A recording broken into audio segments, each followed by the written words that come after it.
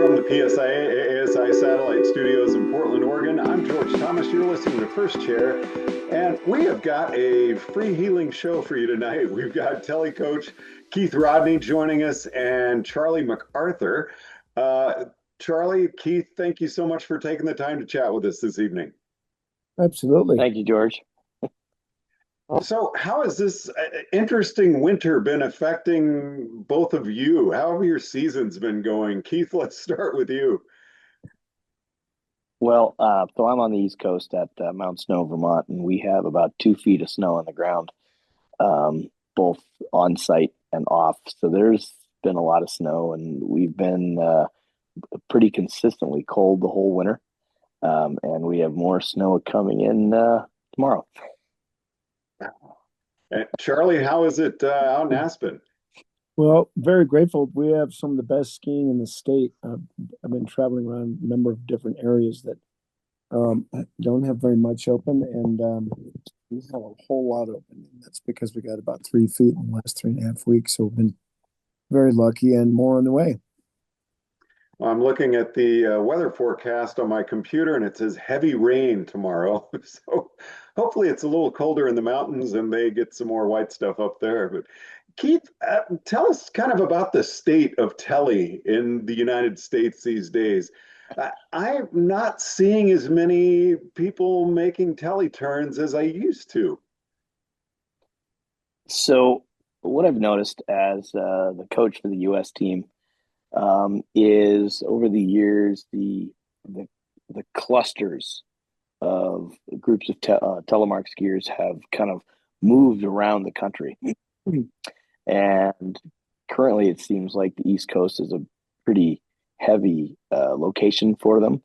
But I would say there's also Sun Valley's got some big pockets. In Back in the day, it was over at Krusty Butte, and then it moved over to Whitefish, Montana, and I mean it kind of travels around a little bit as just different. Maybe my theory is as pockets of equipment move around, and so then the cheerleaders that I call them, the diehards that convince others to do it, happen to jump in and generate more interest in their little area, and then those people do what they do, and then it shifts again. So every 10 years or so, it shifts around a little bit. And Charlie, what are your views on this? You've been on the team as both alpine and cross country. Yeah, was the telemark specialist a while back on the Nordic team, and I agree with Keith there. I think it's there's a lot of grassroots effort. We have Jim Shad pushing it out in Winter Park, and then I'm trying to get it going here. It's never disappeared, but it kind of waxes and wanes. Was approached by a pod of women from Carbondale that wanted to get into it, and so that's been good. And we're infiltrating the women's clinics because the women's specific clinics aren't discipline specific. So that started as alpine and snowboard, had to work in grassroots, and now Telly's we're working in there, and so it's just a slow kind of everybody's got to reach out and say, hey, look, there's things like Telepalooza and locals clinics, as well as private lessons and group lessons are usually not that hard to are actually kind of hard to find. I was over in Breckenridge working a clinic the other day, and they have a local group that's building up, and that's because of passionate instructors that are reaching out and creating community, and I think that's how it has to go. And you grab folks and invite them in and go play. And Keith, how do you see the sport growing? It's something I looked at and was like, gosh, this looks so cool, but I've had so many lower body injuries making that turn. It scares me. It looks like something where I could feel a knee lock or something go where all of a sudden I'm either in a lot of pain or I'm stuck. And so there's just been this inherent fear to actually try something new. And I don't think I'm alone in that. What do you think, No. Keith? If you're interested in giving it a try, is it something that we should just reach out and go for? I definitely think you should reach out and go for it. One of the things that I try to encourage people to do is, if you find yourself kind of, as Charlie put it, waning in interest on what you're normally doing on the slopes, especially in environments like this where out west is having a hard time with snow, this is a great time to try something new. I personally encourage people to try telemark, but don't limit it to telemark. Try something new, cross country, snowboard, any of that.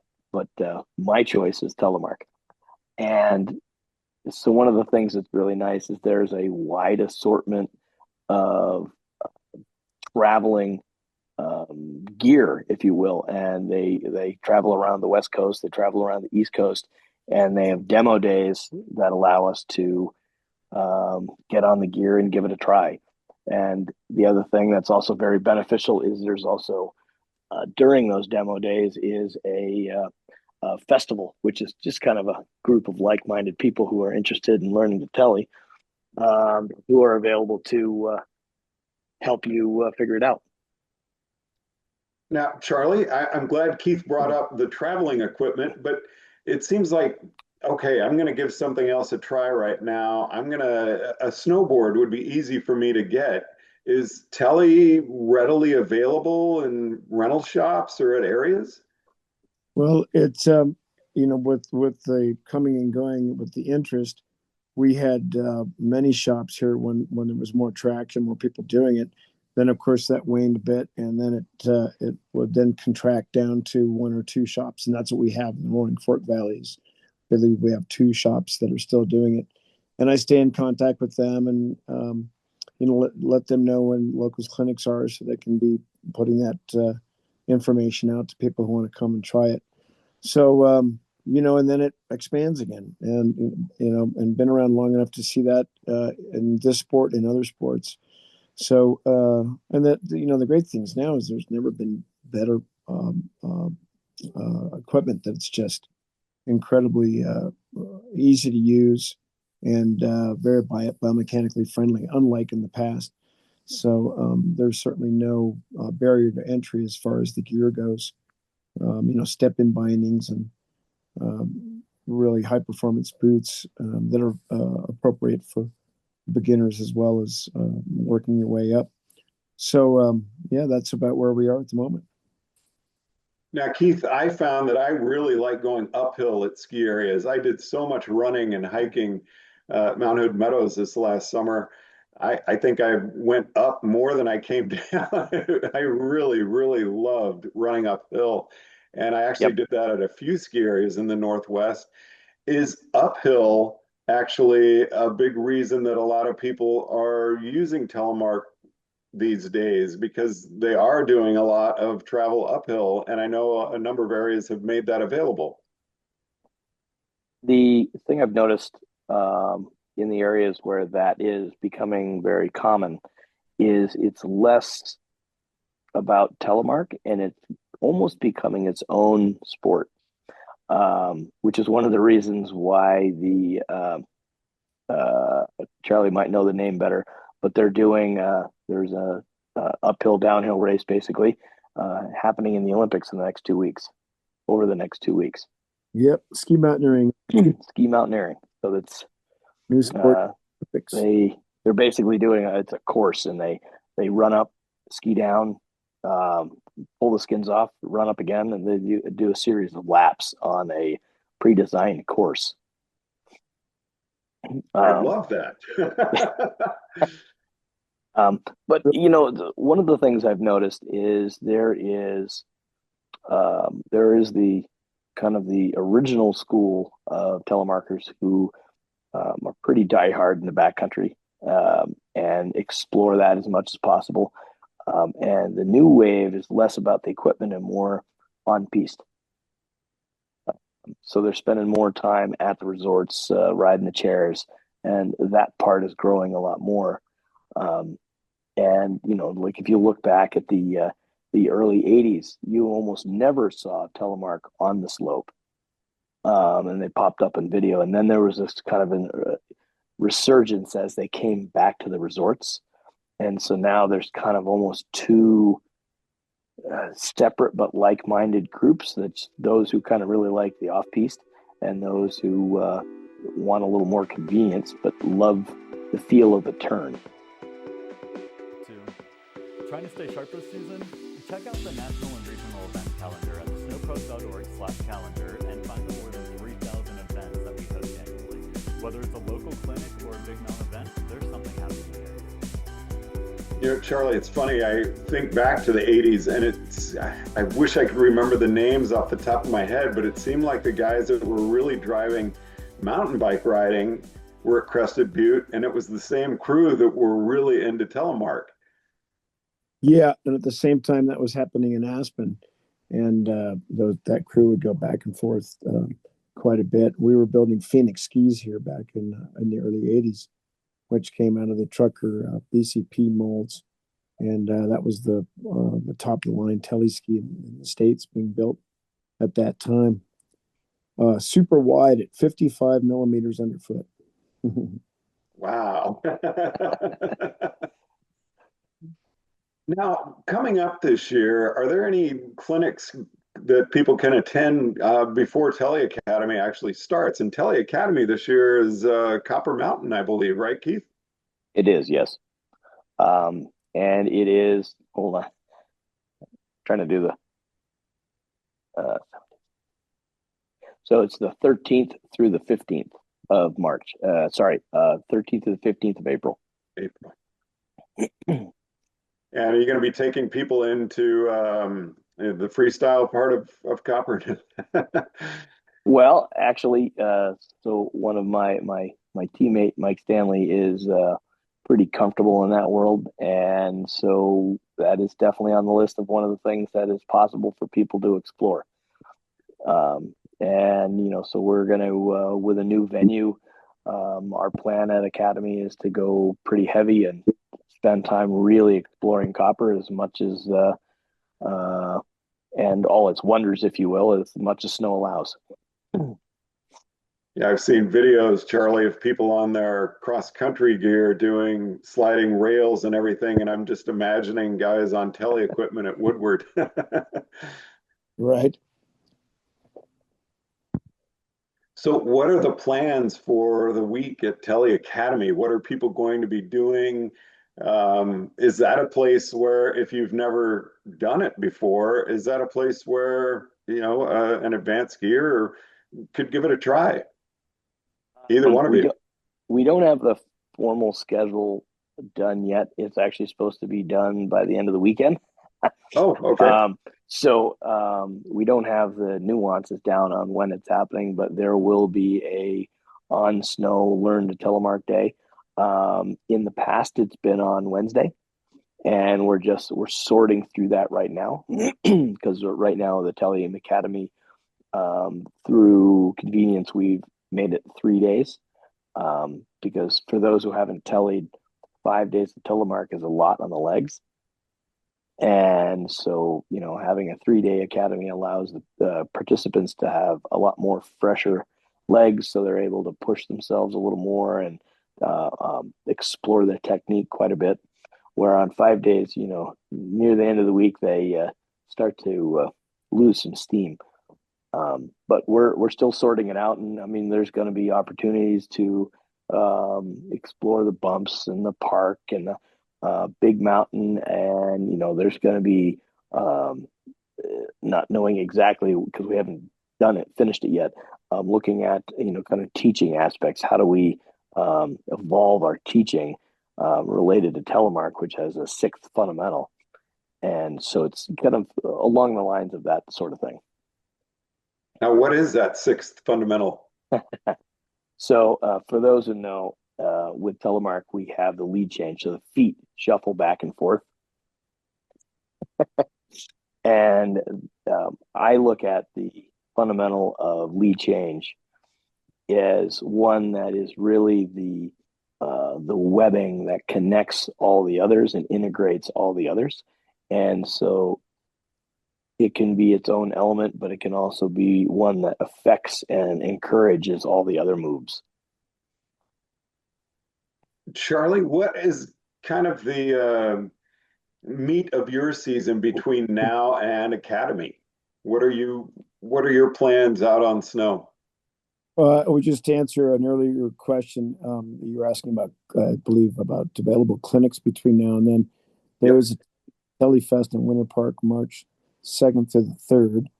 I know there's other events. I'm just quickly looking things up, and that's what popped up. Other ones are certification events, and so that's kind of nice as well.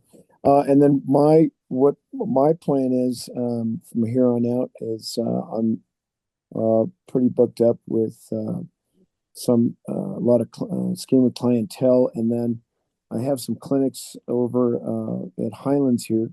We've got Jimbo Lyman coming up for the Edwin Terrell Clinic, which is really cool, and in a lot of ways, tele in nature is the philosophy. They explore all kinds of things that you would normally find in a regular PSIA clinic. So that's been pretty neat. And then I'm doing some other things there. These are all alpine events. Well, that one actually, no, you could go up, come in on any tool you want. So it's very open, which is nice. And then really pretty much all alpine events and assessments and some certification events. And then I'll be working the alpine segment for the National Academy in Copper. And if I get lucky, I might get used for a day for Telemark. I think we have, I'm just going to guess, Keith, because we do almost every year, is an elective day. So hopefully that's happening again, which is nice, because one of the in the elective day in National Academy allows people to branch out and do some things they wouldn't necessarily get to do in the other days. Keith, what do you have coming up? I can't believe. I mean, we've got February, March, and then 2 weeks of April, and it's Academy time. So what I've got coming up is, let's see, Monday, Tuesday, I have a prep for telemark certification up at our one of our bigger areas, Killington. And then from there, the next telemark event is I have the 40th anniversary Kari Anderson Telemark Festival at Bromley. And that's, so there's, they're running a new style of event this year. So it used to have a race. Many years we had a race, and we're kind of adjusting it a little bit to kind of suit the participants that are coming. So it's not just U.S. ski team people; it's a wider range, and so it's going to be a little bit more of a fun race. And there is a hint of a costume class, which could be a lot of fun. And from there, I then roll into some educational clinics. I've got 2 educational clinics, first week of March and the third week of March. But the really big thing I have before Academy is on the second week of March, which is the 11th through the 14th of March in Eldora, Colorado, which is more in Charlie's neighborhood, is the U.S. ski team is at Eldora running a FIS qualifying point race over 3 days, and then with a bunch of training in between. And the 14th, which is that weekend, 14th, 15th will be bands and music and other things like that. So it's kind of a joint race, fun weekend with Eldora. I may have to head home. My house is 4 miles from the entrance gate. Oh, excellent. Yeah, I'm looking forward to the Indian restaurant in Netherlands. That's where I live when I'm back home in Colorado. So, well, fantastic. And Interski is a year away. How are things going with the tele? What are you working on there? So, right now, one of the big things, we just got out of team training in Vail about a week ago, well, a week and a half ago, and we're working on some demonstrations, improving our demonstration skills. We spent a lot of time training together, and so we're actually on the same equipment that the Alpine team is on. So we're on slalom skis, practicing high performance skiing. to help demonstrate the similarities that Telemark has to Alpine. And then we're throwing around some ideas that we're going to kind of continue with a concept that we did in the previous Interski. So in 2027, the idea is we want to show the world what US telemark and US skiing is all about. And, so we're an environment that covers a wide range of snow conditions. And Vail in the spring gives a great opportunity to see hard snow, soft snow, on piste, off piste, just a wide assortment of things. And we're going to be building our educational plan of sharing what the US does with the other member countries that come to help them see what we really do and have our own background to do it in. Backyard to do it in. To wrap up, Charlie, anything you'd like to say to the membership? Thank you for your continued commitment to your profession, and continue to do that and continue to keep going. It's really awesome. Staying in curiosity, really important. Love it. Keith, words from you? Couple. Thank you very much for helping US Telemark and PSIA-AASI Telemark spread the turn.